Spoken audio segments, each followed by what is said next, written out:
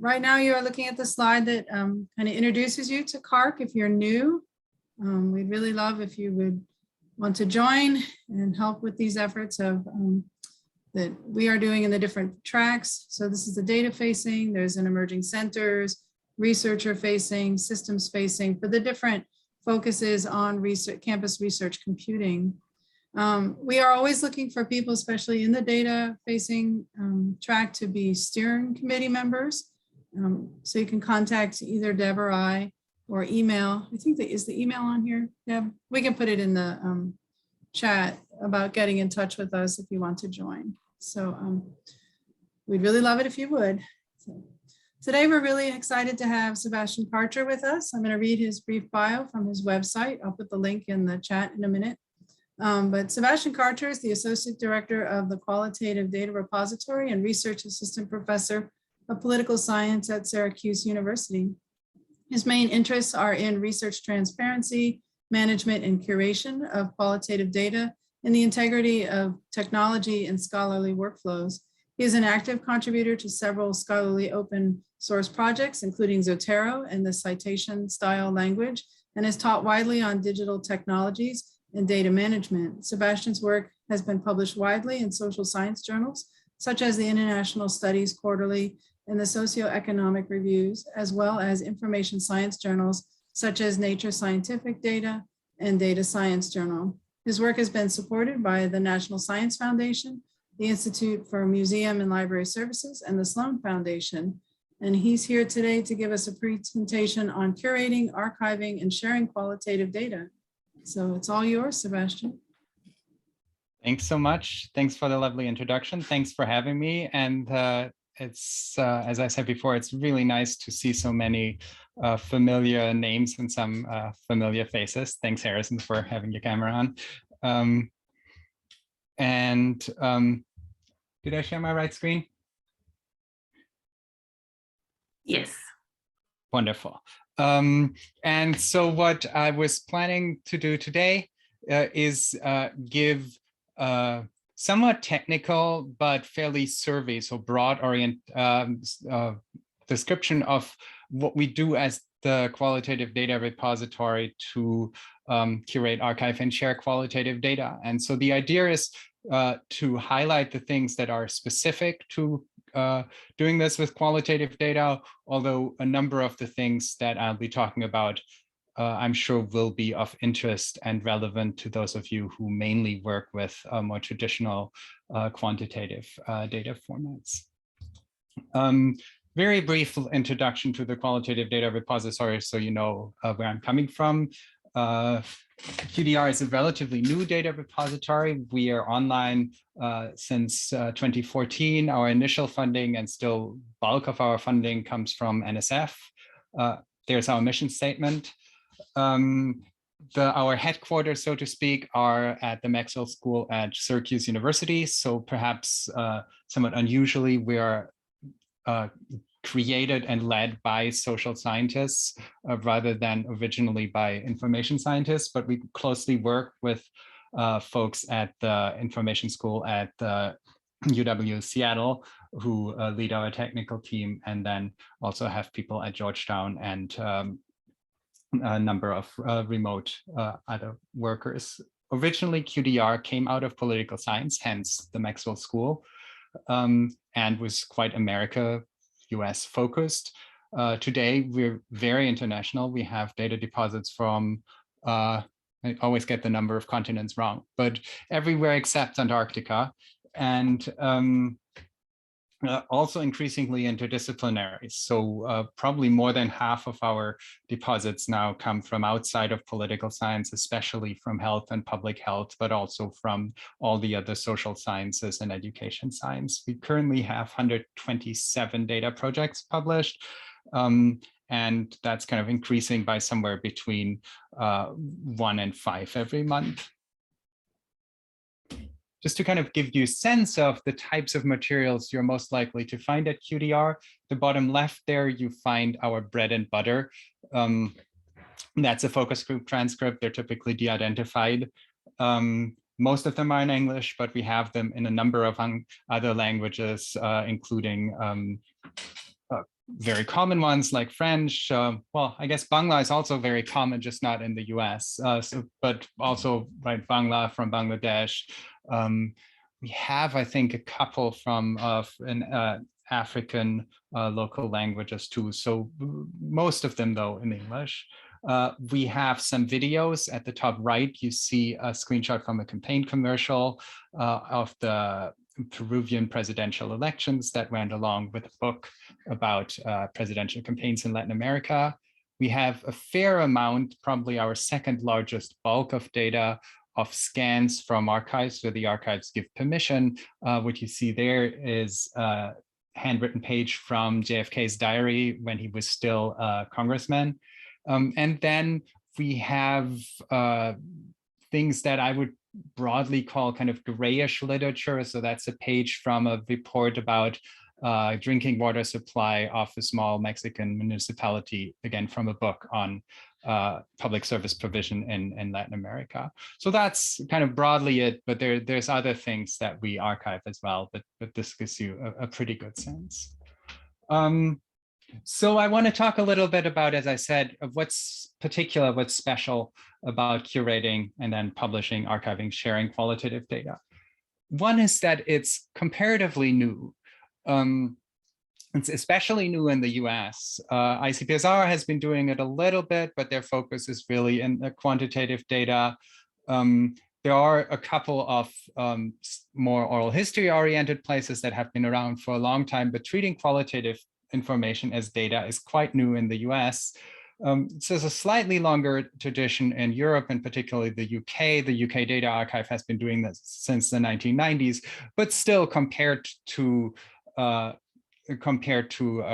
quantitative data that ROPR, I think, has been around since the 1940s, ICPSR since the 1960s. This is fairly young, and there are very few established standards. So often we find ourselves kind of setting standards, so making things up, informedly so, but as we go along. There are, I will argue, particular challenges both for human participant safety and ethics, and for copyright. The data are often quite granular, and we have fairly complex curation workflows. I don't know how unique that is. I think every data repository that's heavily curated thinks that their workflows are complex, but we do handle a lot of files and kind of internal complexity of the data. And then the kind of traditions of data archiving coming mostly from the quantitative fields, there is a lot of, there are different models of how research is done, how researchers understand data that we have to take into account to do justice to the data themselves, and to how researchers want to see their data portrayed, and also different formats, different structures, etc. And I'm kind of going to roughly go through these one by one and talk a little bit about how we address them. So the biggest challenge, if you don't have a long established tradition of data sharing, is that people just don't know what to do, and even don't know that it can be done, don't know that it should be done, whether it should be done, etc. So one of the biggest things that we understand as an integral part of our curation is outreach and education. And we do this in a whole range of ways. Together with the Social Science Research Council, we developed this online course on managing qualitative social science data. And I think you have a link to the slides somewhere. Yes, in the chat, so that if you want to get to any of these links, you can download the slides and follow along. That kind of gives an introduction from everything from data management planning for qualitative research, to sharing qualitative data safely, to writing with qualitative data that you've produced as part of your research. We frequently give short courses. This is from a summer school on managing and sharing qualitative data. We also give webinars. This one is more kind of for our peers in the data community, but we also try, of course, to reach researchers both locally at Syracuse, but as often as possible, more widely. The other thing that we invest a lot of time in is both resources and consultations. So we have a ton of stuff on our websites. That's qdr.syr.edu. And we do a lot of consultations, and they take different forms. One thing that we love to see, and we're getting more and more on, is this excerpt from an email that you see at the top. Someone is submitting an NSF grant, and rather than coming to us kind of at the end and said, oops, I forgot, I've told the NSF I was going to share my data, they come to us in the beginning. We can talk through challenges, issues that are better dealt with at the data management planning stage, all those things that many of you will be familiar with. And we advertise this as much as we can. We reach out to people when we think that's relevant, but we also get people walking in, and it's always really rewarding to get in on the project early on, because then you can do things properly and they typically work. Whereas if you come in later, as I'll show, often they don't. We also try to, again, reach people early in their careers. So a lot of graduate training. So this is, again, from the Summer Institute that we have here at Syracuse International, 200 people every summer, mostly graduate students, some early career faculty. We do one-on-one data management consultations with them. And that's very often the first time they have a conversation about data management. Now, those of you who are a data librarian will say, well, we offer that too, and we recognize that. We often work with data librarians in this, but as you know, it's sometimes hard to reach people. And so the more people who try to have this conversation, the better.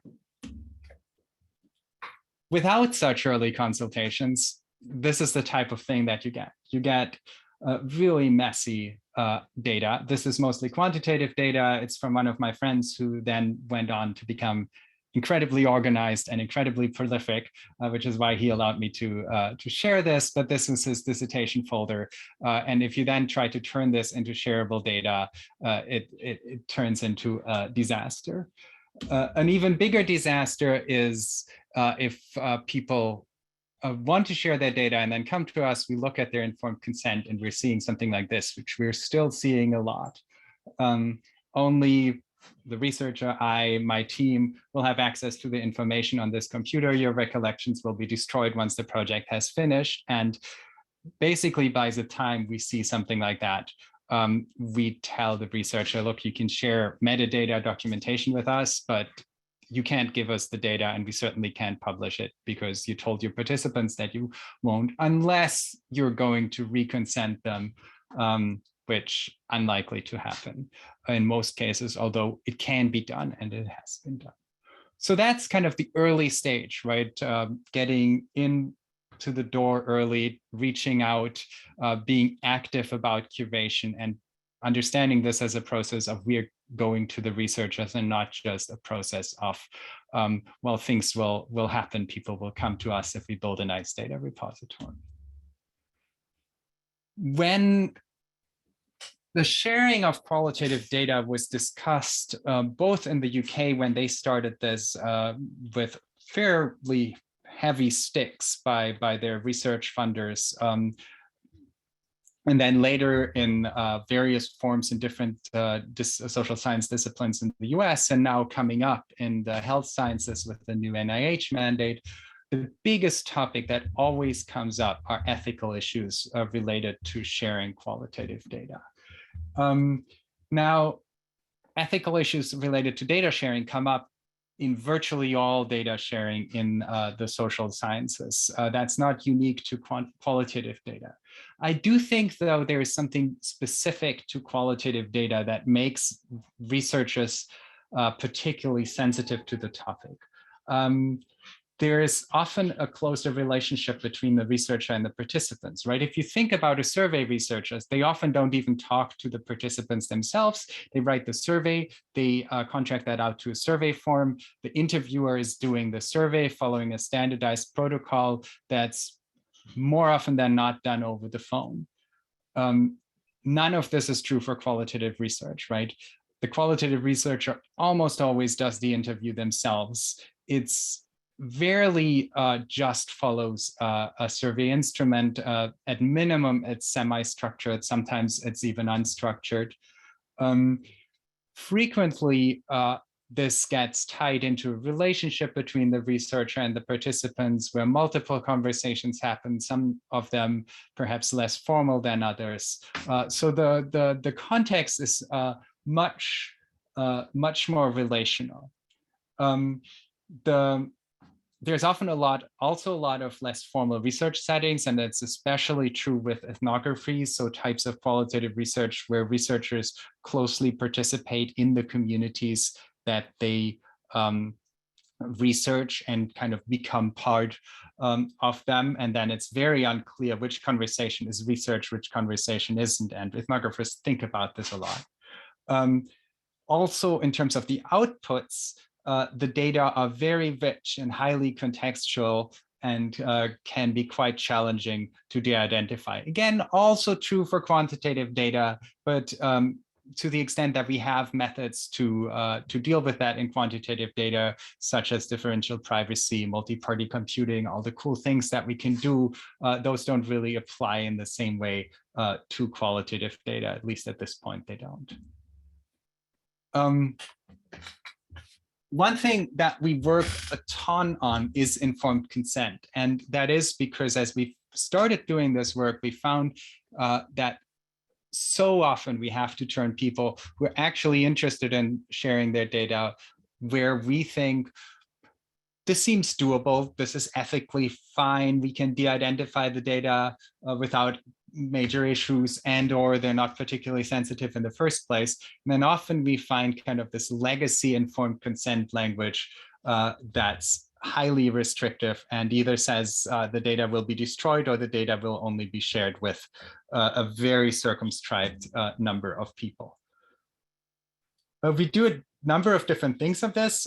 One project that we've done a lot of work on and I think is very exciting is that together with ICPSR, we do work jointly with IRBs. We study IRBs, but we also have the conversation with IRBs on data sharing informed consent language.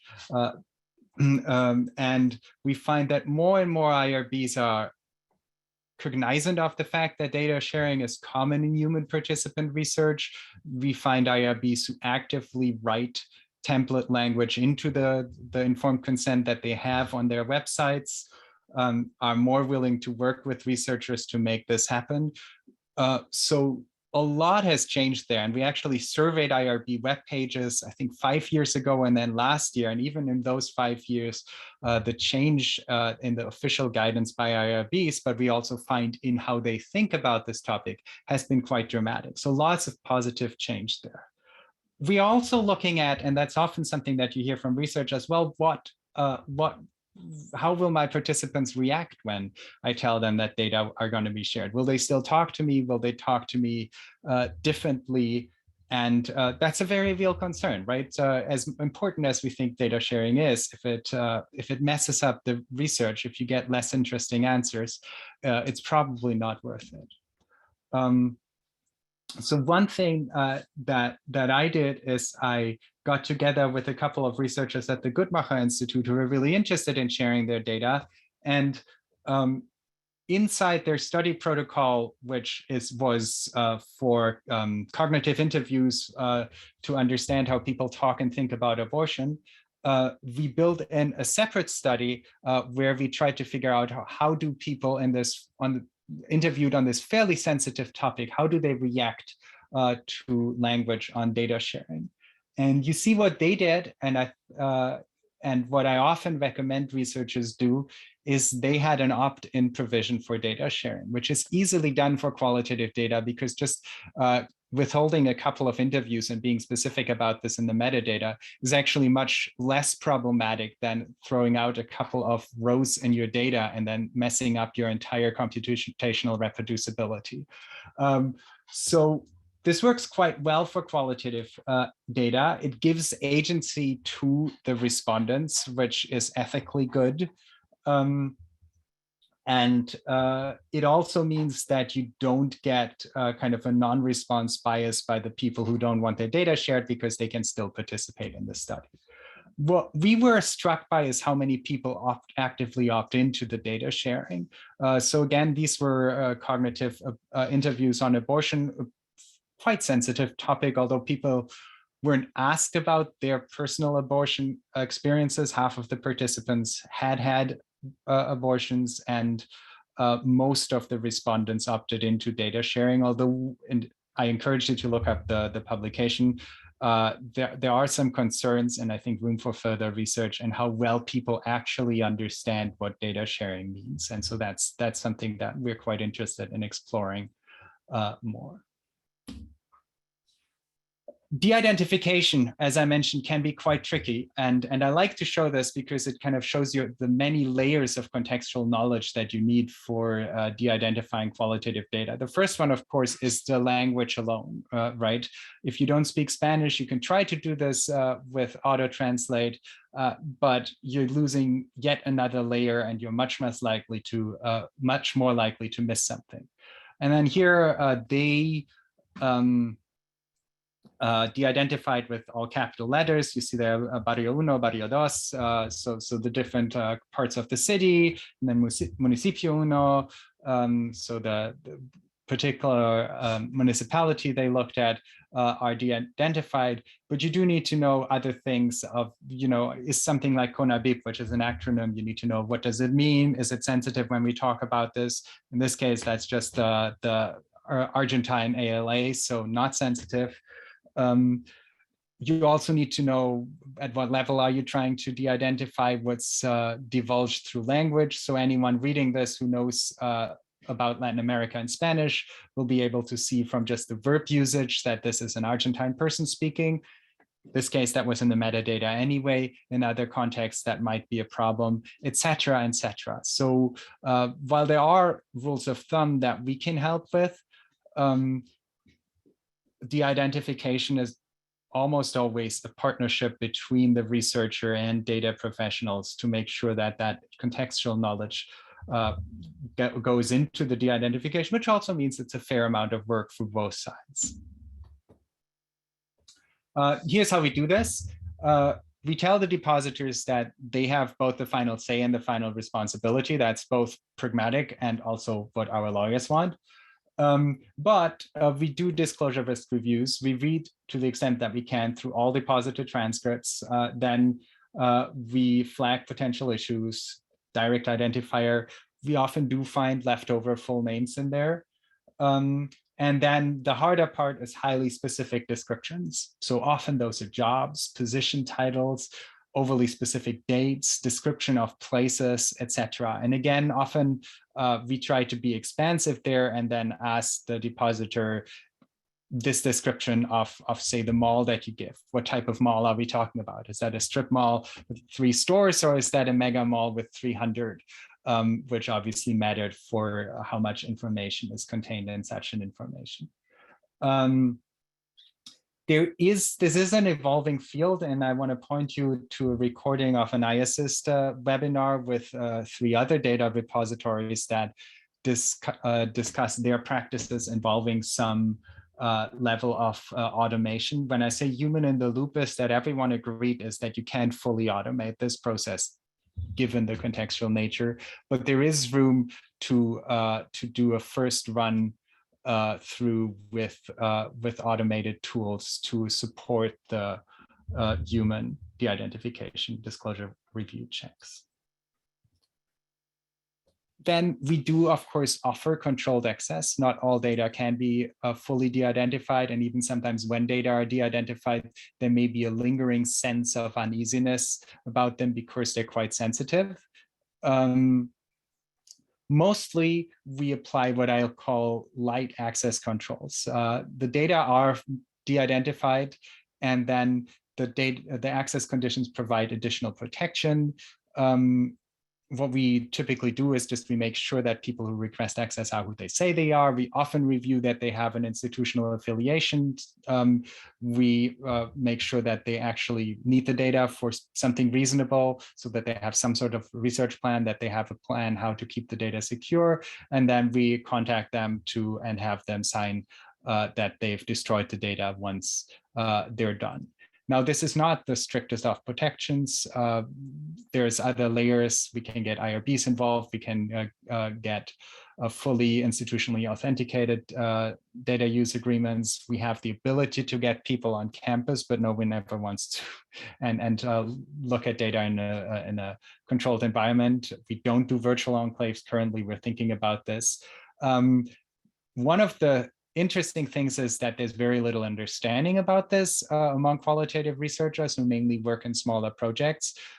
So this kind of light access controls people find quite attractive, but some of the more powerful things that are technically possible, say putting the data in a virtual enclave that prevents download of data files, those sorts of things, there's just not sufficient understanding among researchers to make that something that they think about in the beginning of their research and that they request from us at the repository. Again, I think that's something that's quite interesting and that we're very interested in creating more awareness of and in, because I do think there's room for engagement with researchers and for getting more sensitive qualitative data shared to the extent that it's that the possibilities, the technical options are understood. Again, we have an active research agenda about this. I mentioned a couple of aspects of this already.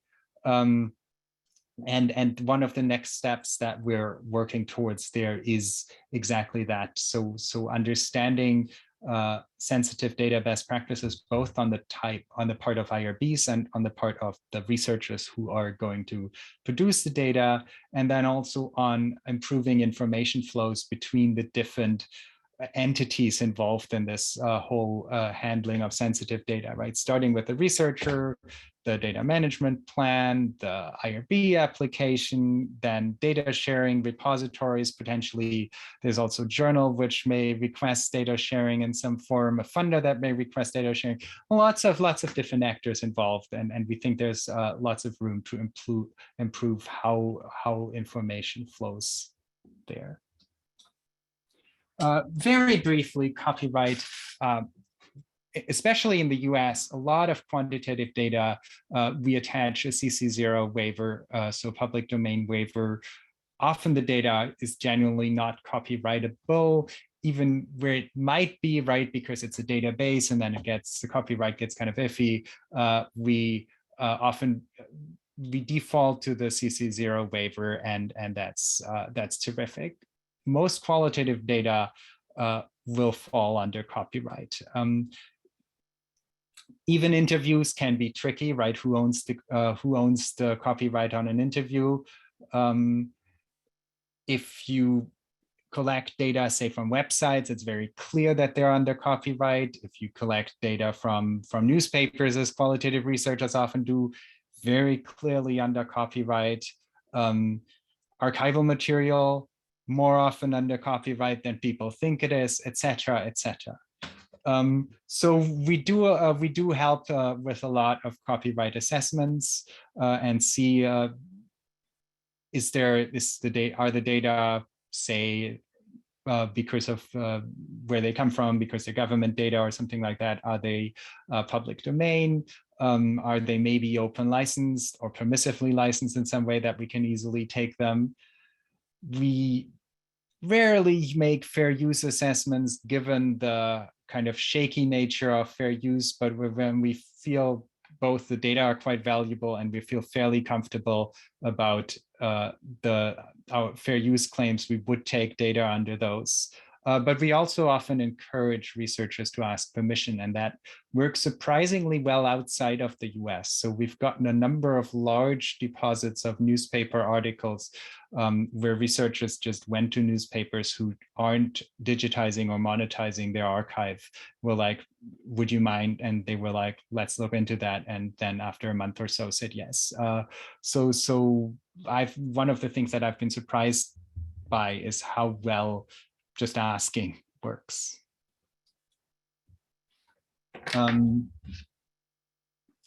So I want to talk a little bit about workflows, and that's where I think there are perhaps more commonalities between what we do as a qualitative data repository and what other repositories may be doing. And one of our concerns there is what we do is fairly labor intensive. We, like everyone, face cost constraints on our labor, also do a lot of things. And so we are worried about both how can we scale this sustainably and how can we ensure quality and how can we ensure standardization. For context, we have two people who have been working on curation for a long time, almost since the beginning at QDR.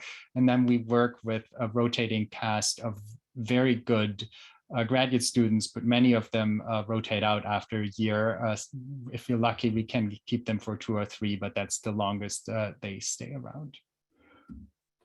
So the first thing that we rely on heavily, both for training and for standardization, is a very detailed curation handbook that we encourage everyone who works on curation to have open all the time and refer to constantly, even if one thinks that you have all the steps memorized. And I have kind of an excerpt from the table of contents on the left and kind of give you a sense of the types of content that we have in there on the right.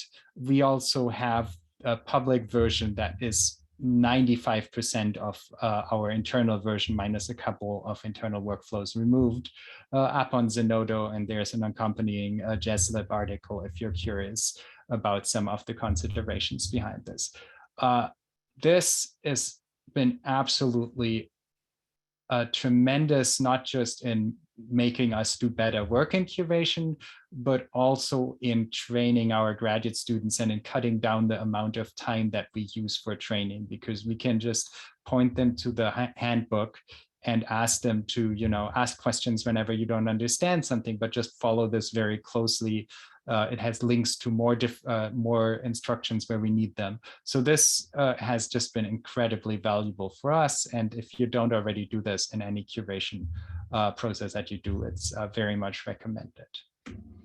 The second thing that we do is we track progress and what's been done using GitHub issues and projects. What you see here is a sample, but we have 4 to 5 different issues for every project.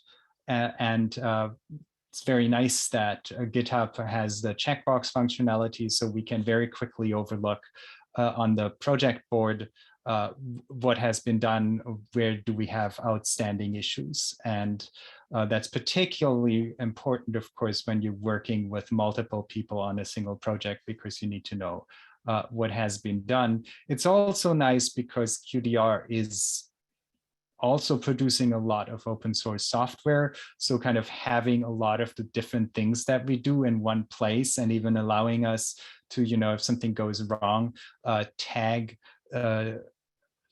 developers in curation issues, those sorts of things is really quite nice. Plus it's free, it's fairly easy to use, etc. I know other people use Jira, and we considered that it's quite an investment. Both you pay for it, but it's also kind of the setting up of the workflows there is quite involved, and kind of the leanness of this is nice.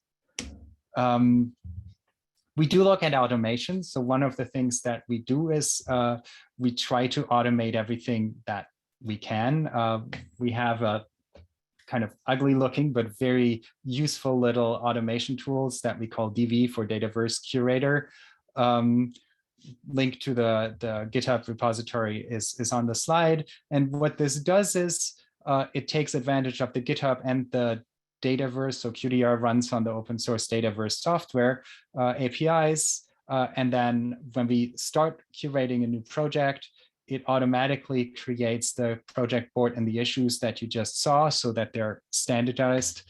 It downloads a full copy of the data and metadata, so our submission information package, if you want to describe it in OAI terms, and sets up the curation folder. And then it also has a function. We write XMP metadata to all the PDFs that we archive in the repository, both for accessibility and for standardization, and to make sure there aren't any other things in there that say are re-identification risks. And again, the tool just does that as in a standardized way. The press at the click of a button.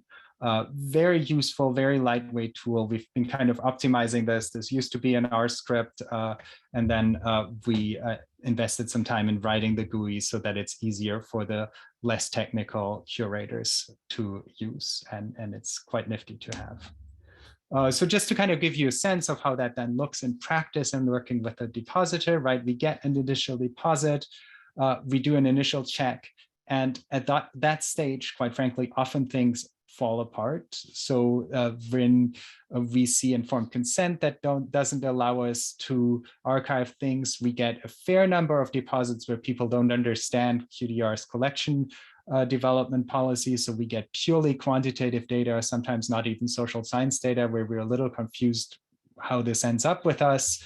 And so we do turn people away. We try to, turn them towards other places rather than just tell them no. Then we have consultation. We sometimes meet with people on Zoom. Sometimes we do this by email. And at that point, we have kind of the parameters set, what needs to be done. And this gets handed off to a graduate student who does the bulk of the work. Then gets one of us lead curators a list of, here are additional things that I would want to know, in particular in terms of metadata, but also in terms of de-identification or file organization. How would we rename files? How would we structure files on the repository? Those sorts of things. Typically, we try to be as comprehensive as possible so that that's only a one-time back and forth. But if need be, we go back and forth 2 or 3 times. Once we are happy, we send this to the depositor for final review. Most of the time they're happy. Sometimes they find something that we miss or that they would like different. We fix it.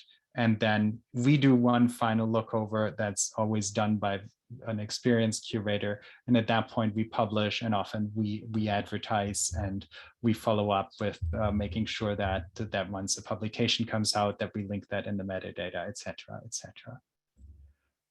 We do also, and quite fond of that, recently built in technology to track that at the repository level. So we build what we call curation labels into our Dataverse repository, where we can easily mark where in this process we currently at for any given project. And that then shows up in the list of unpublished projects. You see those tags here: curating, processing data files on the right. So that's incredibly useful to get a quick overview. Where are the X number of unpublished projects I have, and kind of as a side note, I mentioned we do a lot of open source software. This, I think, made it back into a recent release of the main Dataverse repository code. So now available not just to us, but to any other repository with customizable lists of curation labels. One thing that I wanted to highlight, because it's something that we've spent a lot of time thinking about this year, and also is kind of a nice window in what do we do when we want to change something about our curation process.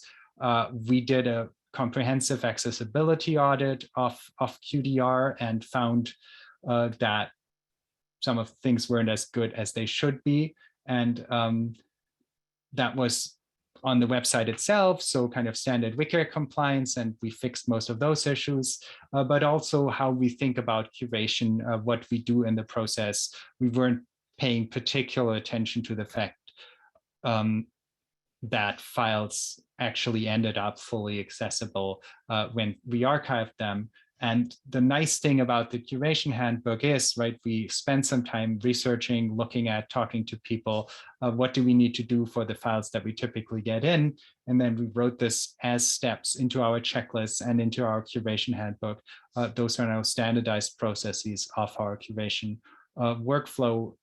Almost all data, to the extent that it's at all possible that we get in, is going to be accessible, and we are currently looking at going back and retroactively doing that for other qualitative data. As a side note, not a lot of repositories are thinking about this. There's some great work, a couple of places, university repositories at Michigan, at Cornell, I know, are doing great work, but an area where I think a lot more attention needs to be paid. We have, I have a couple of co-authors, a forthcoming presentation at Code for Lib, and we also talked at RDAP about this if you're interested in more on that topic. Last thing, and I want to kind of leave enough room for questions at the end. Some things in qualitative data are different. One thing is how people think about evidence as it relates to published articles, rather than having kind of a large data set that produces a number of tables and figures. A lot of qualitative researchers have kind of granular sources, one or two sources that support a single claim or paragraph or something in their article, and that repeats 30, 40, 50 times. And that, if you think about research transparency, reproducibility, those sorts of things, poses particular challenges. So one thing that we've done a lot of work on is what we call annotation for transparent inquiry. And the idea is to overlay a digital layer of web annotations. These are hypothesis-generated web annotations on top of published articles, and when possible, link those back to the source, either online or preferably in a data repository such as QDR, to provide, if you want, a transparency layer on top of qualitative data. And it can be incredibly powerful, as you can see here, right? You have the full source excerpt that's behind that single sentence, and then the document, the cable from the British National Archives available at the click of a mouse. We just are in the process of releasing a tool that helps authors to do this more quickly and allows them more control over this by extracting Word comments and PDF annotations into hypothesis comments, and then allowing them to modify them and submit them for annotation. And I just kind of wanted to quickly flag it again, that tool is on our GitHub repo and is open sourced. Finally, something that we've started working on is QDAS data. So those are the data that are produced by qualitative data analysis software that a lot of qualitative researchers use to annotate and interlink different pieces of data that they have. So in vivo, Atlas TI, or Deduce are some of the big players. There's a lot of information in there, but until quite recently, this was a file format mess, with every tool using a closed down proprietary format, difficult to store and impossible to preserve, impossible to interchange. We do now have an exchange format that most of the big players have agreed on, and that in its creation also considered, can we use this for archiving? So we're quite excited about this, and we have a mid-sized grant from IMLS to explore how can we use this to get more data of this kind shared, more data of this kind onto data repositories. How can we set up data repositories to make this easy to do and explorable from the downloader end? And then how can we use this to allow anyone who wants to train on this type of software or data to use the shared data for kind of active learning sort of qualitative data training. And with that, I'm at a quarter to the hour. I'd love to get some comments or questions on this, either right now or various ways in which you can contact me. Thank you, Sebastian. There was actually one question from Doreen about, did you say you use graduate students as curators, and how long does it take to train them? It's yes, I did say that. and it varies depending on what we're training them for. We kind of throw them into the cold water pretty quickly and supervise them more closely in the beginning.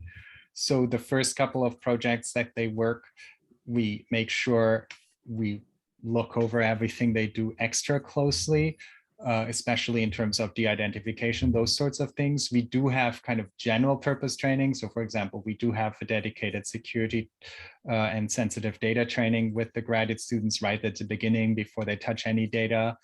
But I would say they start working on data after 2 weeks. I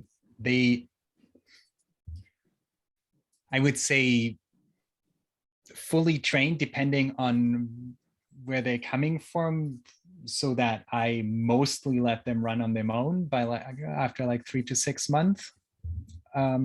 Again, though, even there is not a data project that gets published without someone in a more senior role having looked over it. But they're graduate students. The nice thing about them, problem is the turnover. The nice thing is that they're just incredibly fast learners and incredibly sharp, which makes it such a joy to work with them. So we love it, and we often get new ideas and insights from them. And that would be probably students from all different disciplines, right? Like, we mainly draw on Maxwell, just kind of so sociology, anthropology, and political science have been the main disciplines. We've had someone from education in the past. We love to have more information science people, but somehow, in spite of the strong iSchool that we have, that hasn't happened recently. there is another question in the chat from Tom about what do you typically use as backing storage for the QD? For the QDR? Yeah. So our storage setup is, well, servers run on AWS. And then we use S3 storage for the data as a primary storage. Then we mirror the service, or we mirror the data and servers down to local servers at Syracuse University for kind of independent local storage. And then we also store a preservation copy in Google Cloud, so kind of to have an entirely different key company region that automatically gets deposited on publication. So that's what we use for the server kind of infrastructure. And then yeah, I had a slide in here originally on sustainability, and something had to go, but now I get to talk about sustainability. So we have Tom asked quite reasonably, how do you recover storage costs? And we have 3 main pillars of funding. One is grant funding, obviously. The second pillar is that we do have an institutional membership model that's modeled kind of along the lines of what the Open Library for the Humanities, or now more recently PLOS, are doing, where we are asking institutions to join QDR and then accepting a given number of deposits from their members for free, which leads to the third source of revenue, which are paid for deposits. We have a very generous waiver policy. So most of the paid for deposits are from people who either have written us into their grants or have, like you see at some of the universities in Europe in particular, have generous open access funds where they can just get our costs easily paid out there of their institutional funds. We try to not go into, poor assistant professors, $2,000 of research funding. And so those are the 3 things that we currently fund on. And as every repository, we kind of sustainability is a complex issue, and we're working on this a lot, but that's where we currently are, and it's working pretty well. Well, one thing is we're actually exploring moving the S3 storage off Amazon, because S3 is a racket and on Amazon, and there are quite nice and much lower cost, and we believe at least equally performant and likely more secure options. And so that would save us a whole bunch of money in terms of storage costs. And then Amy is asking, do you accept proprietary data in your repository? I struggle with Excel workbooks that often contain formulas. We try to do the best that we can. So we do accept Excel. And one of the nice things about Dataverse is that it, for quantitative data, it actually automatically produces archival versions. So when you drop an Excel sheet in there, it automatically produces a TSV file in addition to the Excel. So you have the original, so the zip if you want, and you also have an AIP alongside it. Now, as you suggest, that stops working once you get weird things in the files, right? Like once you get formulas, or let alone macros and those sorts of things in there.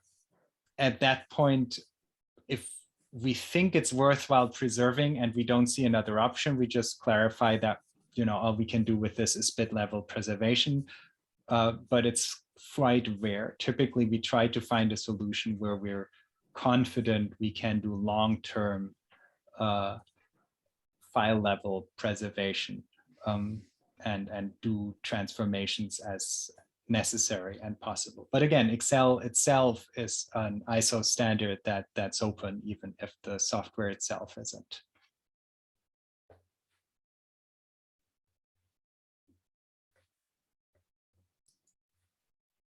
Are there any other questions? And feel free to unmute if you want to actually ask directly.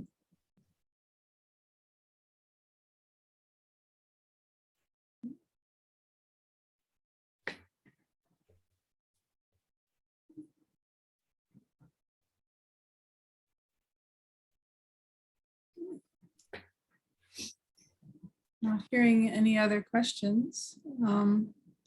Well, Sebastian, thank you so much for today's presentation. We did notice that you're using a slightly different version of your slides than are in the Figshare. So I don't know. I'm sorry, I'll update those. Okay, thank you very much. And so the slides are available through Figshare. This session is being recorded, and we will put the recording up on the CARC YouTube channel under the data facing playlist, so you can see it there. And again, thank you for your time today, Sebastian, and sharing this great resource. Terrific. Thank you so much for having me. Good seeing everyone.